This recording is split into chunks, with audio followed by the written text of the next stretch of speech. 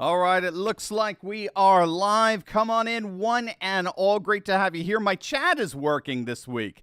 Last week, for some reason, my chat wasn't working. Come on in, gang. It's live stream Friday. I am Dr. Steve, your Patriot Professor, here to help you think better so you can feel better in these crazy, turbulent, and increasingly undefined times. What is a woman? What is a recession? So make sure to smack that bell and subscribe button because I'm going to tell you exactly what those things are without question. We've got so much to talk about today. We got our super chats up, so send me your questions. I see a couple have already come on in. I'll answer them at the end of the video. And today, my oh my, we got pundits coming out and openly saying that the Democrat deep state has begun the process of basically getting rid of Biden. It's really fascinating stuff. It is Game of Thrones stuff. Hey, guys, come on in. How you guys doing? Look at you guys. Awesome. FJB, that's it, man. That's it.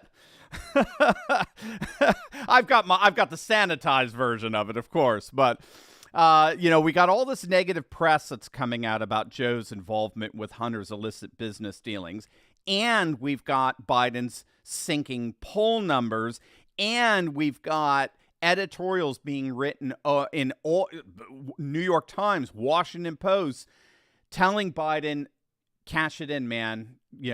Announce to the world, this is it, you're one and done, and find somebody else for 2024. All of this is not coincidental.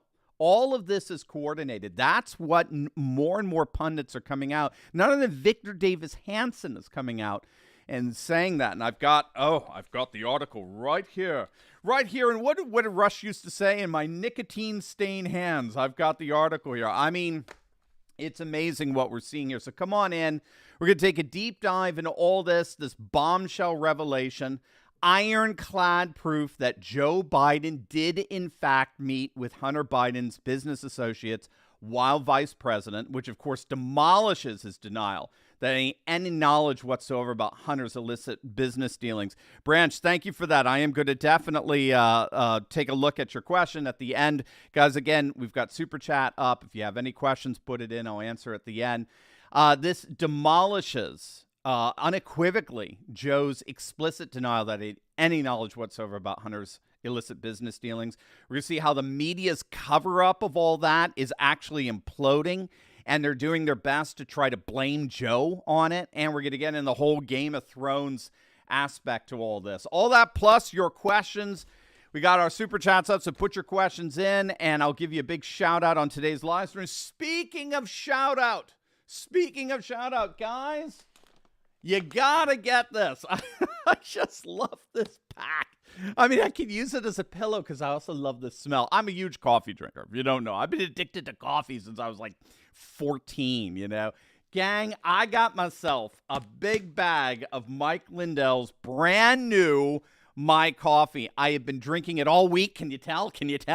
I get it delivered to my door, my front door, and gang, it is awesome. I'm serious. It's awesome. I'm drinking it. I had already 2 cups of coffee, 2 cups of it. It's organic, certified organic, non-GMO. It comes in whole bean or ground. And the best part is, with every sip, you're supporting a true patriot who's fighting for freedom. And you can do the same. We support each other. That's the coolest thing in the world. Click on the link below or go to mystore.com. If you use code Turley, you're going to get 25% off. I mean, get a big bag. They're so cool. I ground mine.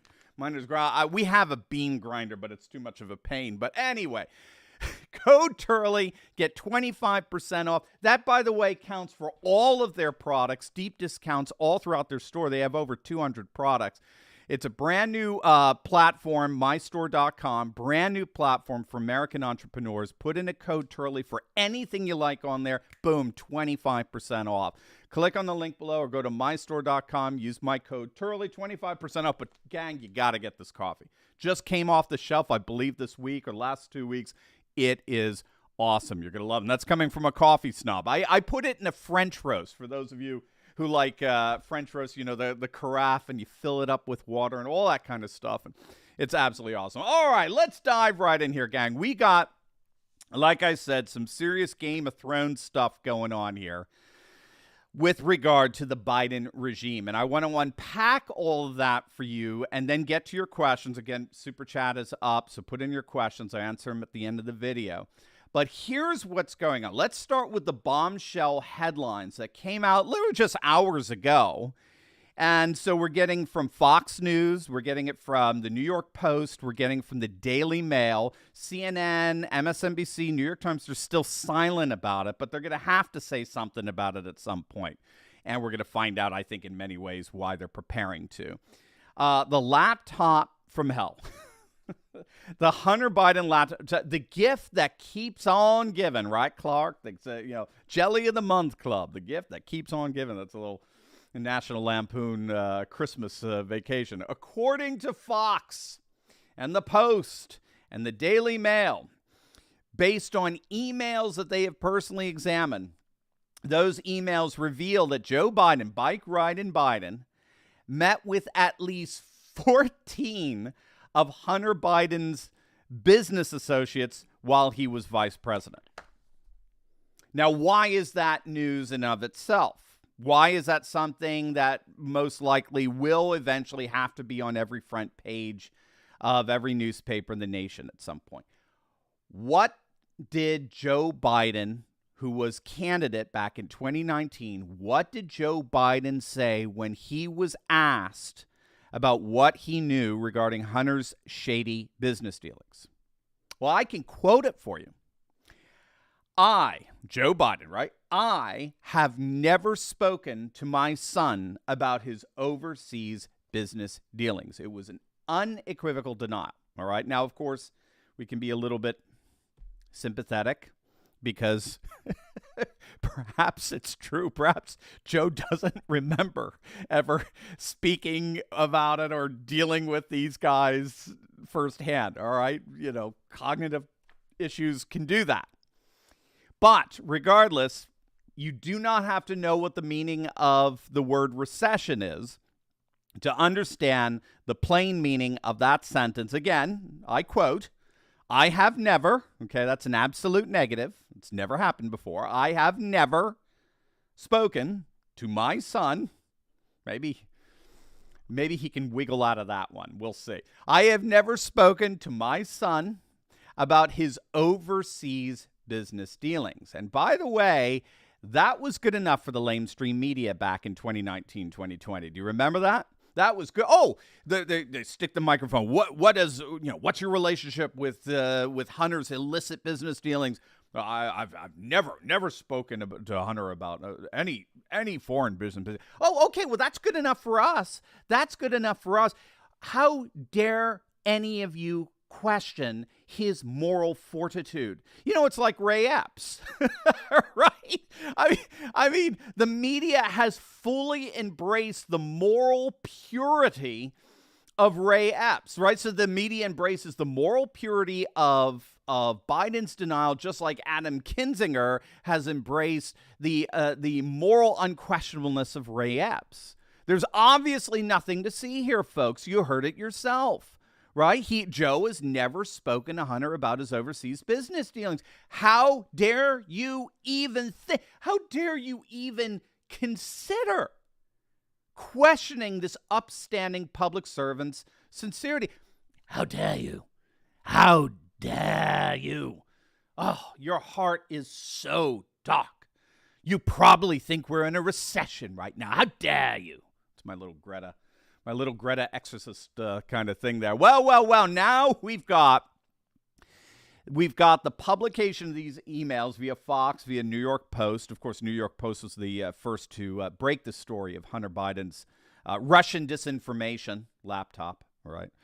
Now we've got the publication of these emails that are frankly demolishing the continued denials of bumbling Biden that he had absolutely positively no knowledge whatsoever about his son's business dealings, let alone had anything to do with them. If he didn't even talk with Hunter about it, obviously he's not meeting with his business associates personally via the vice presidency. In fact, we actually have one email. It's an email from Hunter, a plaintive, imploring email where he whines to one of his associates that he faithfully delivered on everything that was demanded of him in getting access to his father and the White House. I mean, you can't make this stuff up. The emails reveal that Biden, while vice president, met with at least 14 of Hunter's business associates. These are associates from United States, associates from Mexico, associates from Ukraine, associates from China, associates from Kazakhstan. He was busy, was he not? Even my namesake, Jonathan Turley, right, the professor of law over at George Washington University, he is absolutely beside himself on how there hasn't been a special counsel to investigate this as of yet. I mean, there are emails of Ukrainian and other foreign clients and business associates thanking Hunter Biden for arranging meetings with his father. There are photos. There are freaking photos from dinners and meetings that show bike riding Biden with these guys. Shaking hands, smiling, taking pictures. I mean, it's like it comes straight out of a comedy, a slapstick comedy like The Naked Gun, Leslie Nielsen, Airplane. I mean, you could see the scene, can't you? We got a CNN reporter, like the one who was reporting on the fiery but mostly peaceful protests, right, a couple of summers back. He's got all these explosions happening behind him, right? And he's looking into the camera and he's saying everything's fine. He's a Baghdad Bob. Everything's peaceful. These are just peaceful people who are all concerned about social justice, nothing more. We got all this mayhem and carnage going on behind him in real time. Everything save the Hindenburg. I mean, it's basically the same thing here. You got a CNN reporter telling us that Joe Biden, he's looking at the camera and saying Joe Biden is the most morally upstanding person on the planet. Right? I mean, that's literally, do you remember when, what was the ultra leftist PBS White House reporter? What is Yamiche? What is her name? Yamiche Alcindor or something like that? During a press conference with Biden in the White House, she stood up and gave this groveling, gushing ode to Biden, claiming that people were crossing our southern border illegally by the hundreds of thousands because, she literally said this, because they perceive that you, President Biden, is someone who got elected as a moral and decent man. That's why they're coming. They're coming because they want to bask in the glow of your moral decency. Oh my gosh. I mean, you cannot make this stuff up. So there's the reporter in front of the camera talking about Biden's unquestioned, unbridled moral decency. And behind the reporter, you got Biden shaking hands and taking pictures with all these shady business partners of Hunter's. There's Biden there, and he's got his used car salesman, cheap smile, and he's shaking hands with shady oil sheiks, and he's hugging and sniffing all these oligarchs, and then you got these bags of money that are being handed to Dr. Jill, who puts them behind Joe's desk. And again, all the CNN reporters say, hey, there's nothing to see here. Biden is so morally clean. I mean, it's literally out of Naked Gun or Airplane. I mean, it's hilarious. I mean, it would be hilarious if it weren't so sad, but regardless. All of this is coming on the heels of the revelation of that audio recording of bike riding Biden leaving a voicemail message to Hunter, where he specifically discussed media coverage of Hunter's business dealings, right? Again, it was a blatant contradiction of Sleepy Joe's explicit denial that he had ever spoken with Hunter about his business dealings. And more pundits are openly questioning, where the hell is this special investigation into all of this? I mean, we spent tens of millions of dollars investigating a Russia collusion hoax that never happened. The media spent 3 years fixated on Russian collusion. They then spent months fixated on a quid pro quo in Ukraine that was supposedly corrupt, right? And of course, now we got the whole J6 insurrection fiasco. But here you've got you have bona fide evidence that Joe Biden was indeed all intimately involved with his crackhead son's illicit business dealings after explicitly denying he knew anything about them, and crickets. By the way, business dealings, which we'll get into in a moment, that are currently being investigated, right, by a grand jury. I mean, it's worse than crickets. You know this. It's worse than crickets. When the story first broke via the New York Post, remember that in October, wasn't it September, October of 2020? Twitter suspended the New York Post. They blocked the story, and they locked the New York Post out of their account.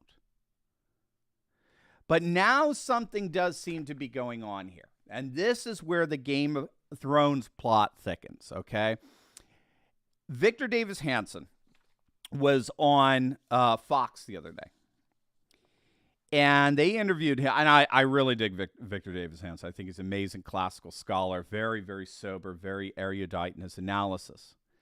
And he made a fascinating observation after this story broke about Biden meeting with at least 14 of Hunter's business associates. Again, those are just the ones we know of. Okay, it could be way beyond that. Listen to what he said. This is his analysis of why we're hearing reports like this. Well, it was a lie that was advanced during the 2019-2020 primary and general election. He's talking about the lie of Biden not knowing anything about the laptop or the illicit business dealings of Hunter. Everybody knew then. Everybody knew he knew it, but they let it go. There were photographs of these people, these oligarchs and lobbyists with Joe Biden. There was Tony Bobulinski's testimony. There was the laptop. There was the opulent lifestyle that was otherwise inexplicable of Joe Biden himself. But there was a lie, and it was promulgated by the left and the Democratic Party because without it, they were afraid Donald Trump was going to be elected. Now that asset, Joe Biden, is now a liability. And he's so low in the polls, and they're going to blame him for their own progressive message, failing to attract voters. So all of a sudden, out of this administrative state and the FBI and the DOJ, maybe even the White House, people are starting to leak. We hear this word whistleblower, and they're saying, you know what? He met 13, 14 times, and my God, the laptop is here, and we're getting elements of the laptop. And so when he's expendable, that's when the government reacts. And that's what the left is doing. It really begs the question, though. We impeach a president because he got on a phone call with a foreign leader, and so I'm going to delay aid to you because I'm worried that you're corrupt, and you've had untoward business dealings with the Biden conglomerate. Is that true or not?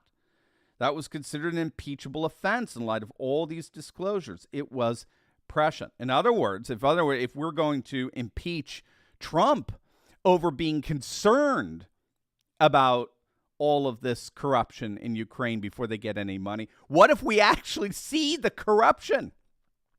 What if we actually see the corruption right in front of us? How much more ought we to impeach? It was very prescient, very forward thinking. So this is fascinating stuff because according to Victor Davis Hanson, we are beginning to see leaks come out of the deep state, out of the, out of CIA and FBI and DOJ. They're coming out of the deep state because their asset, Joe Biden, has become a liability. It's become a threat to their political agenda, giving his imploding poll numbers, not to mention his obvious cognitive decline. Okay, obviously those two are interrelated.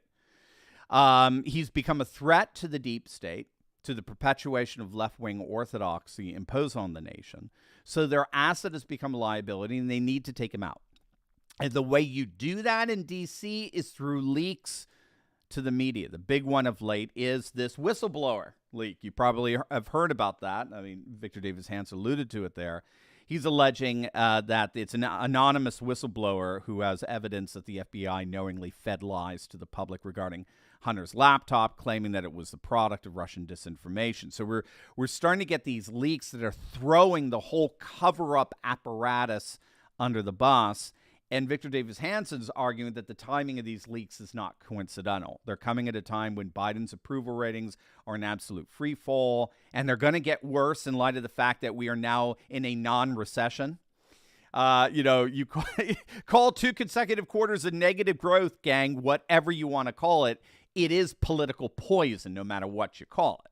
I mean, we have polls out there now that show Biden's disapproval is nearing 60%. You ready for this? In Virginia, the home of the deep state, or at least where the deep state sleeps. Interactive Polling tweeted out just the other day that there was via analysis, there was a 12-point swing to the Republicans in both New Jersey and Virginia in the last November election. And that was that's when, of course, Youngkin won and Ed Durr beat out Steve Sweeney. Steve Sweeney was the most powerful Democrat in Jersey, the state senator there, state Senate president.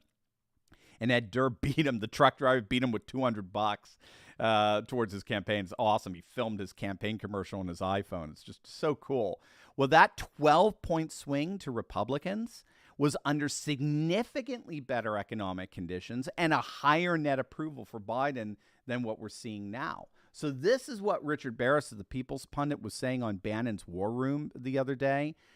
You have to interpret what Manchin just did with the Democrats and agreeing this ridiculous spending bill in the midst of unfettered inflation, this watered-down version of Build Back Better. You've got to interpret that as Manchin's admission that this is the last Democrat bill we're going to see passed for the foreseeable future. And word on the street is he's done. After he's finished with this term, he's out of there. So that's the only reason why he's going along with this, to give the Dems one last hurrah, as it were, before they're crushed in the midterms. So what all of this means, then, is that the Democrats in the deep state, which is a redundancy, obviously, right? But the deep state Dems, as it were, are beginning to see the Hunter Biden laptop as their ticket out of this. It looks like, according to Hansen, it looks like they're scheming to use the laptop as the principal means of getting rid of Biden and put someone else in there for 2024. And it makes sense. It makes sense because if you pin Biden's ouster on uncovering some radical dishonesty on his part, oh my, he fooled us, right? You can get rid of him without tacitly admitting that he and Kamala were absolute failures. Right. This is the biggest albatross around the Democrats' neck right now. If they were to run someone else in 2024, no matter who, it would be a tacit admission that the last 4 years were an abject disaster. And given that they tried to sell us on an abject disaster, why would anyone trust them or vote for them again? So Hunter's laptop, in a sense, gets them out of this. They can blame Joe for trying to cover up his illicit business associations while at the same time taking the moral high ground. If Joe is not the paragon of virtue that he claimed to be, then he has no place among the Democrats, the guardians of the moral high ground. So they can get rid of Joe and maintain a semblance of moral integrity and dignity at the same time. I don't think it's going to work, by the way. I don't think enough people... I think there is, let me rephrase that. I think there are enough people who know the obvious. They know the Democrats and mainstream media have been deliberately covering up the scandal from day one.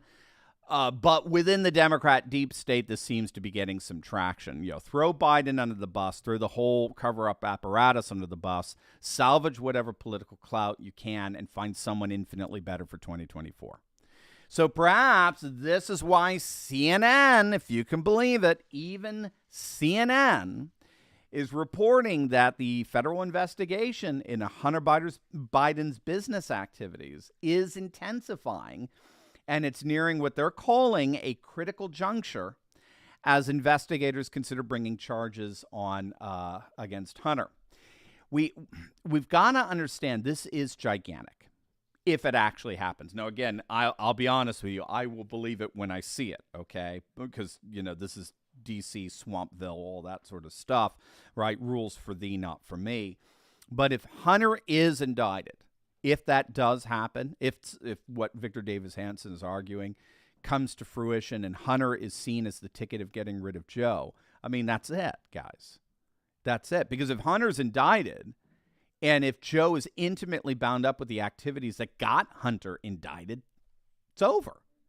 I mean, that's going to completely sink whatever's left of his presidency. I mean, there's absolutely no recovering from that. They're done. We'll see. But it does look like the knives are out for old Joe. And we're just going to have to see how all of this ends up playing itself out. But Game of Thrones stuff, really, really fascinating stuff for sure. Over to you. Let's see what you got for me. As our moderator, Josh, here sets up your question. Remember, we got our Snapchat, so go ahead and ask whatever questions that you like. And Josh, bring them on over to me, man. While Josh is loading up the questions here, I don't know. You got to get one of these shirts. I get so many compliments on the shirts like this with people. They're just like, yes, that's awesome. Love your shirt. It's a great time of fellowship and the like. And man, I got to be honest with you guys. We've been winning so much of late. We decided let's share the love. Let's have some fun. So we have a 4th of July sale going in our merch store for the entire month of July, but you only have 1-2 days left. Is July 30th or 31st? I can't remember month. So make sure to click on the link below for a limited time. If you buy 2 of these, whatever shirts you want, but I like this one in particular. If you buy 2 shirts, you get one absolutely free, right? So it's a great, start doing your Christmas shopping now. You got patriots in your life. They're going to love shirts like this. Click on the link below or go to store.turleytalks.com. 2 for 1. All right, let's see. Josh, what do we got here? All right, Mitchell Ryan, what do you think will happen when the bill for banning assault weapons passes? Or do you think it won't happen? Always appreciate your thoughts, Dr. Steve. Well, thank you. Very much appreciate that. Sorry, I just lost the question there.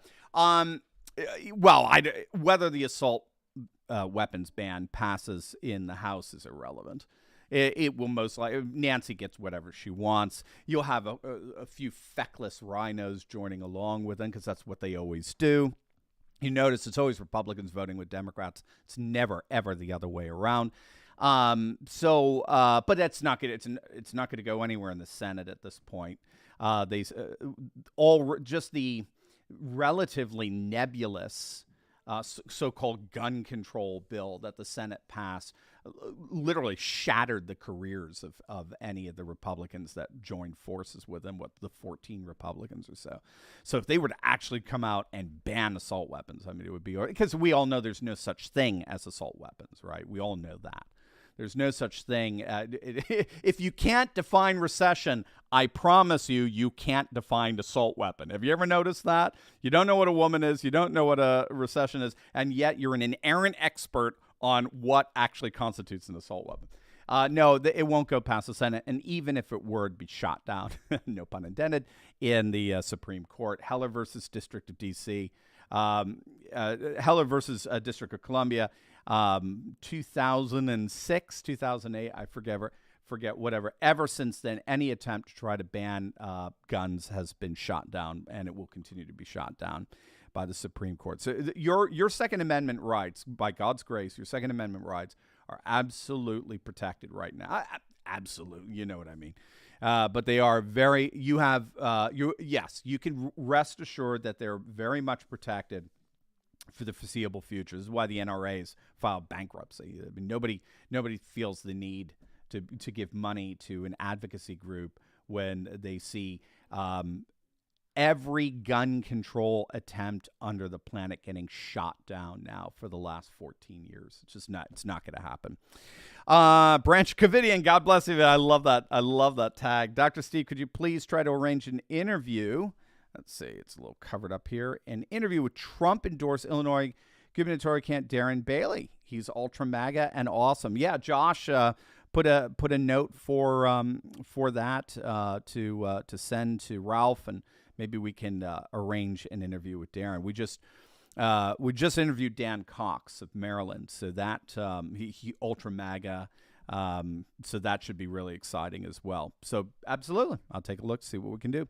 Stephen Connors, hey, Stephen, isn't the DS worried about public knowledge of the extent of the Biden family corruption damaging the Dem brand? DS. Deep state. Okay. All right. Just damaging the Dem brand. Maybe. But they're so much bigger than any one particular group. I mean, that is the risk they're taking. But I just see that. I think they see the writing on the wall. We're going to elect the single most populist Congress we've seen since the 1920s. You're going to have bona fide, isolationists, as the deep state loves to, and warmongers and neocons love to call them. But you're going to have MAGA, ultra MAGA, America First politicians in there that want nothing to do with the liberal world order, the globalist deep state, endless wars and so on. So they see their own existence as under existential threat, especially after. What is it? Trump announcing, or the word getting out that Trump. We talked about this with Schedule F. I think, if I recall, the executive order that would slash tens of thousands of deep state jobs and replace them with ultra MAGA people. So it's going to be really fascinating stuff. Let's see. Do you feel the White House? This is one lucky loss. Do you feel the White House redefining recession as red-pilling the normies and pushing them further to the Republicans? I do. I think they see it as absurd. I think they're sick and tired of being told we have no idea what a woman is. We have no idea what a recession is. But darn it, we sure know what a white supremacist is. I mean, people could see through it. People could see through the performative inconsistency of using a term, assuming its objective definition, while at the same time purporting to deny that objective definition, right? We talked about this with my review on What is a Woman, Matt Walsh's wonderful documentary. If you haven't seen it yet, sign up for Daily Wire and check it out. You'll love it. But that's his point. I mean, these people are walking performative inconsistencies. They're literally people who say, I cannot express myself with words. You don't have to be a genius to figure out saying, well, you just did, didn't you? Didn't you just do what you're purporting to deny you can do? Aren't you doing it? I cannot speak a word of English. That's some pretty good English. That's good grammar. That's good pronunciation. Yeah, good vocab. I mean, aren't you doing what you're claiming you're not doing? So when they run around and say, well, this is not what a recession is, but never define what it actually is. It's always this nebulous. Oh, recession is just like, again, with the woman thing. It's all kinds of different factors. Okay, but what are those factors that define, that give boundary to, right? Definare, that's what the Latin term means, to give boundaries to, borders to a term, so that it doesn't just collapse into blip, meaninglessness, blip, right? So, no, I think people see it. I think you're right. I think there's some definite red pilling going on there. Mary Comstock, getting even my wife, Mary Comstock, for Dr. Turley's birthday wishes to me, which I really appreciated. That was on 7/18. She has managed marriage to me for 33 years as of today. Celebrate with Turley Talks swag we did. God bless you, Mary Comstock, and your wonderful husband of 33 years. Beautiful. That's a good that's a beautiful year. Yeah, my wife and I are getting there. We're getting close there. We just had our 25th. So, Adam Bowman, a couple of weeks ago, you mentioned that Egypt is returning to the ways of the pharaohs. Could you Oh yeah, okay. Could you elaborate on this? Yeah. So, ever since Nasser in the 1970s tried to create a pan-Arabic identity, the question is, what is it that united them? What is it that united Arabs? And in the end, it was Islam, it was language and the like. But being Egyptian, People noticed he conveniently left out in Egypt's historical identity. He conveniently left out the most astonishing human civilization we had ever witnessed. For that lasted for 3,000 years, and that was the Egyptian civilization. And so people have noted, commentators have noticed that over the decades ensuing, 4 or 5 decades, whatever Egypt's self-identity was put forward by its leaders and so forth, never, ever, ever included the pharaohs. It was always post-Islam. It always went there. So this new government that's been in power for the last few years has changed that. And what they did just last year, 2 years ago, maybe it was pre-pandemic, I can't remember. What they did is they had a massive, massive public parade of taking actual mummified pharaohs, parading them through the streets of Cairo, if I recall, and placing them in a new national museum dedicated to Egypt's history. And what scholars recognize is this was the first time the Egyptian civilization, the pharaonic civilization, was acknowledged by major leaders of Egypt as part of their identity. And since then, it's just skyrocketed. Interest in ancient Egyptian religion has just exploded throughout Egypt, to the chagrin of Islamic leaders. They're very upset about this. They don't understand. They're like, these things are dead. Why are you praying to them and all that sort of stuff? And so a lot of scholars are arguing now, in light of what's happening in Russia and China and India and Turkey and the like, they're starting to say, whoa, wait a minute now. It looks like we're seeing, if we're tracking with these trends correctly, it looks like we're seeing Egypt rising up as its own unique civilization state as well. It's not so much interested in a pan-Arabic identity anymore and uniting all Arabs. Now Egypt is very specific, and it's a huge country. It's a 100 million plus country. It's a very specific ancient civilization with its own identity, its own cultures, customs, traditions, and the like that make it totally unique from any of its neighbors all around it. So the Nasser dream of creating a pan-Arabic civilization, he wouldn't have called it civilization, but coalition, has basically died, and it's collapsed under the weight of the emerging of really super ancient civilizational ritual and religious sentiment coming back to the fore. So very similar to the things happening in Hindu nationalist India and Neo-Confucian China and Neo-Orthodox Russia and the like, Neo-Ottoman Turkey. We're seeing the same thing now with Egypt and it's the mummies. It is the ancient Egypt civilization and its reverence and its foregrounding in current contemporary Egyptian identity that appears to be the impetus for that. So great question. I'd love to do a video on it at some point. I just have not. I've not been able to get around to it as of yet. All right. A couple of weeks ago, let's see, got that. John Ullman, thank you, sir.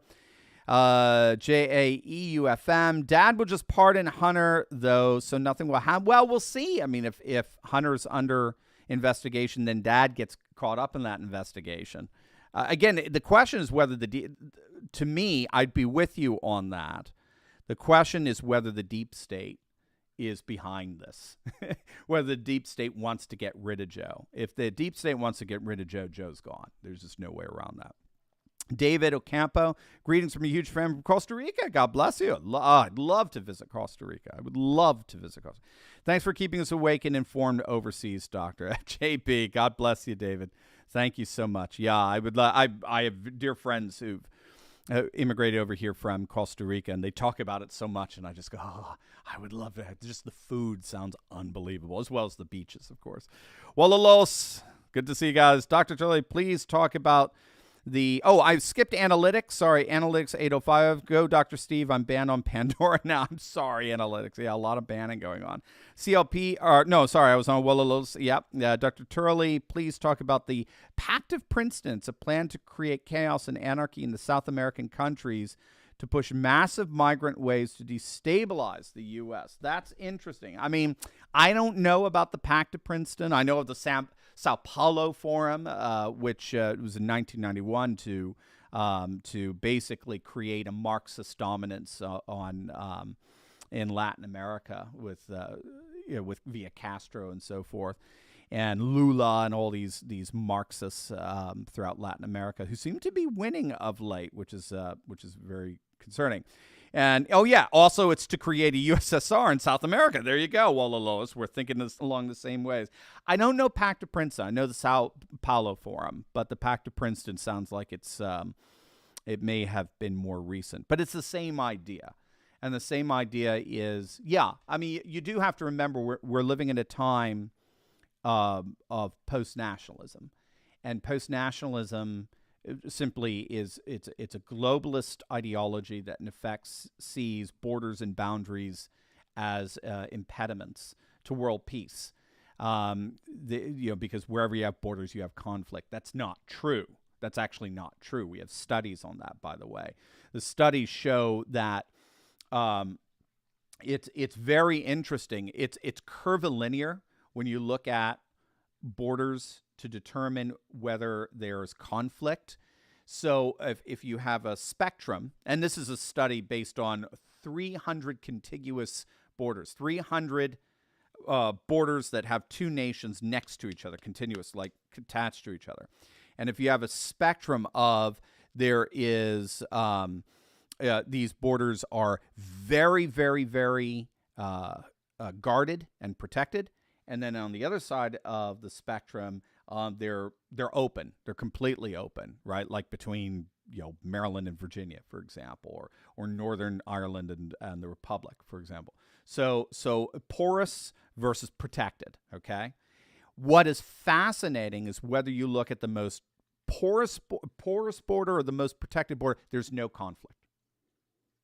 Generally speaking, there is no conflict whatsoever going on those borders. What happens is when you get it to the center of that spectrum, you see a curvilinear graph. And the curve, that's where all the conflicts are, at the top of that curve. And they're right in the center of the graph. So what does that mean? Wherever borders are ambiguous, that is where you see conflict.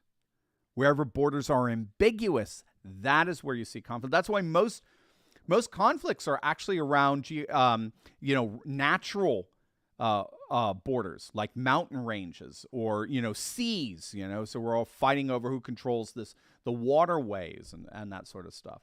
Very deliberate, specific borders, unambiguous borders are the key to mitigating conflict. And so, but nevertheless, that's what globalists believe. And so they believe that moving populations from one place to another and so forth is irrelevant because life is no longer locative. It is no longer specific to location. So it's just inherent in their belief system. Whether or not they're being nefarious and demonic over it is a whole nother question. Trash Can Ways, keep doing God's work. Salute to you for dodging YouTube shadow ban shenanigans. Thank you. Thank you very much, Trash Can Ways. And Mitchell Ryan, could you discuss the U.S. giving IDs to immigrants? We'll have to see. I don't know enough about it. I haven't done a deep dive on that. Again, it fits into the post-nationalist mindset. And I would also, I thought it was the Supreme Court, but it may have been a federal court that struck down New York trying to allow non-citizens to vote. So again, the courts right now have been pretty good in terms of protecting our civil liberties and our constitutional rights. So they're going to try all these shenanigans now. Hopefully, we're going to be able to cut them off at the pass with a massive midterm and an awesome 2024. And one of the emphases of this channel is going to be This is it. This is it. 2022 and 2024, we had better establish a 100-year dominance, or they're going to come back frothing. They're going to be so hysterical. It's going to be beyond any. Well, but that might bring them down eventually. That's the irony there.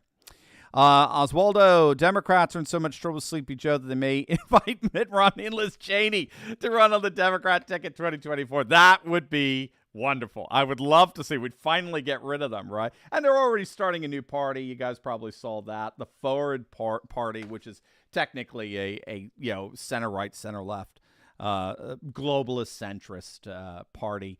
Andrew Yang and another Republican has done that. Again, I don't see anyone go because they're seen as frankly pussies. They're just seen as cowards. They're not fighting for anything. They don't believe in anything. But regardless, all right, gang, that's going to do it for me. I am on vacation next week, by the way, and now I'm going to try to do some videos while I'm gone in the morning. So make sure to check back at the channel. So if you don't see as many videos or as much activity, that you'll know why. So gotta get my rest before the lead up to the midterms, which starts after Labor Day. That's when you want to really take a look at the polls that are going on out there right now. Don't worry too much about the polls right now. Republicans are generally underrepresented in summer polling. Just so you know, Richard Barros was talking about this on the People's Pundit the other day. He's a numbers guy, brilliant numbers guy. And historically, you can look at all the polls in the summer. They always favor Democrats. So the very fact that Republicans are doing so well right now is telling you something. But then after Labor Day, that's when the polls tighten up. That's when we saw Youngkin begin to just start to crush Terry McAuliffe. I think that's what we're going to see leading up to the midterm. So we're going to have to get rocking and rolling with that and try to give you the best coverage I can on that. All right, gang? God bless. Thank you so much for all your support. Have a wonderful weekend, and we'll see you next week. God bless, guys.